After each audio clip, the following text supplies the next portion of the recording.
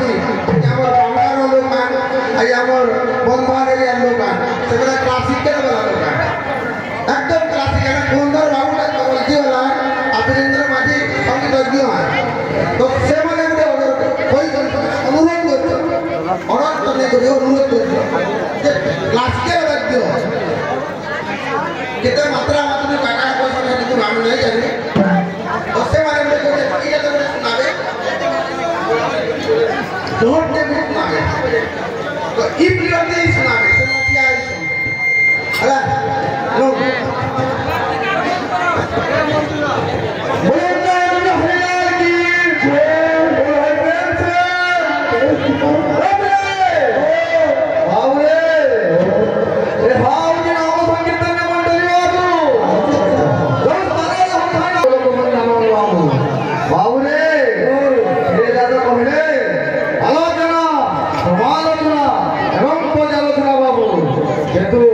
संपादी आलोचना